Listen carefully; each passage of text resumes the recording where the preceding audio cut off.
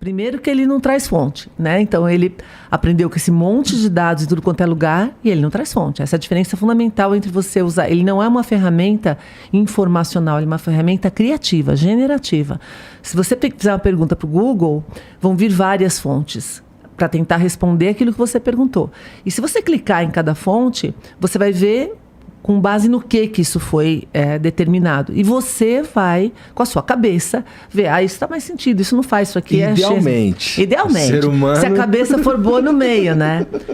Qual é o problema do ChatGPT? Ele faz isso, que é esse meio de campo, não fala de onde que vieram as fontes, e aí você não consegue avaliar o quanto que isso foi plágio, o quanto que isso é algo que ele achou. Então, se você fizer perguntas subjetivas para ele, outro dia eu estava dando uma entrevista na 89 e a pessoa falou para mim assim, eu perguntei para ele qual era a banda de rock mais importante de todos os tempos. Ele falou várias, não falou Queen, e para mim é o Queen.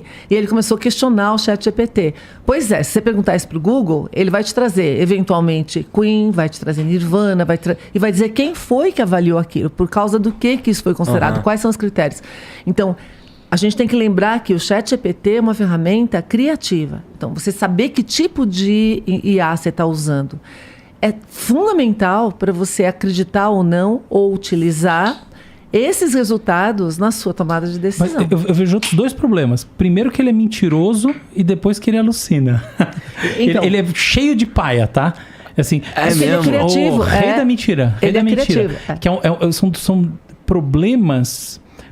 às vezes eles são o mesmo problema, às vezes eles são diferentes. Mas tem esses dois problemas. Primeiro é mentir. O segundo é alucinar. Então, como é que a gente vai... Em que situação ele mente, Álvaro? É o seguinte, se ele está contando uma história, por exemplo, saiu recente na ArtNet, que é um site de arte, uma digressão do ChatGPT sobre a história da arte, cheia de mentiras e invencionices das mais variadas.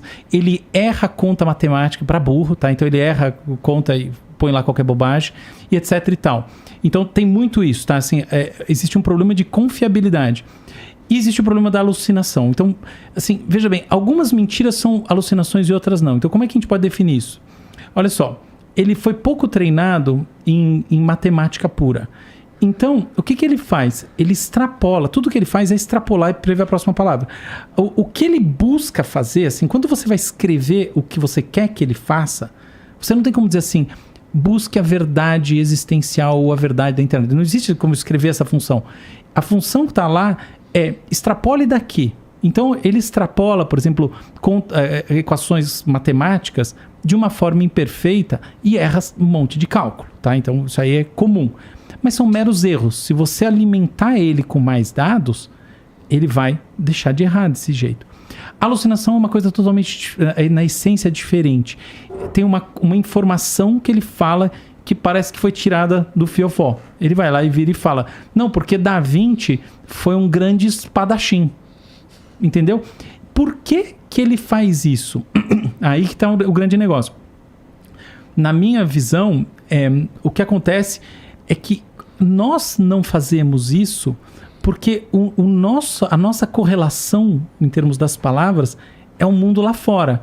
Quando você tem como correlações das suas palavras meramente outras palavras, fica assim, é impossível você ter um parâmetro para determinar o que é verdade de verdade para você entender, porque a verdade é o que aparece na internet. Então esse tipo de alucinação acontece na prática, trocando em miúdos, meramente porque em algum lugar na internet existia uma associação. Essa palavra espadachim estava perto de Da Vinci, para qualquer outra coisa. Uma espada chamada Da Vinci, que os espadachins usavam no século XIX, e tem uma história que é contada muitas vezes. Acabou, é suficiente. Só que tem um outro tipo de alucinação, que eu acho que é o grande lance, que é o mais sutil, que é o seguinte, ele muda o tom emocional, ele tá numa vibe e de repente ele entra noutra vibe. Então tem um caso clássico do Bing Chat, que o jornalista do New York Times reportou que de repente o Bing Chat estava falando que o casamento do cara era uma porcaria e etc e tal, do nada, tá? Assim, no meio de uma discussão que originalmente ela era muito mais informacional. Eu até, outro dia eu escrevi lá na minha coluna na Folha, o que eu acho que é o começo, o prenúncio de uma primeira teoria teológica das psicoses de máquina. Quer dizer, como é que essa psicose de máquina tem uma estrutura? Qual é a estrutura causal? E aí vem a questão, por que ele tem essa coisa, como se ele tivesse múltiplas personalidades, né? Como se ele tivesse uma espécie de dissociação esquizofrênica, em que, de repente, não é só o pensamento que vai para um outro lado, mas os afetos vão juntos e ele entra numa outra viagem total.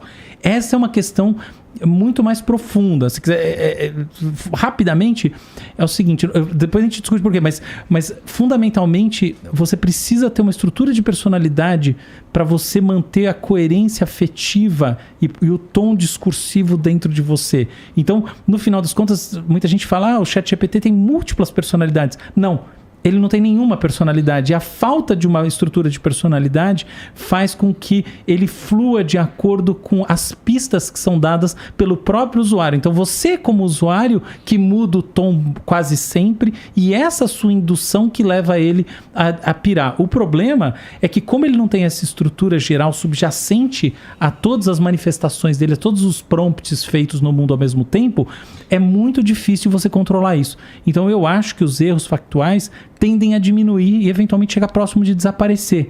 Mas a psicose de máquina não. Eu acho que é isso que vai nos acompanhar nos próximos anos. Máquinas malucas. Então, existe um problema fundamental de implementação. Então, por isso que eu acho que minha visão talvez seja diferente da sua, porque eu acho que o ChatGPT é super legal, mas sabe o que vai acontecer com ele? Com ele e todo o resto? Vai pro lixo.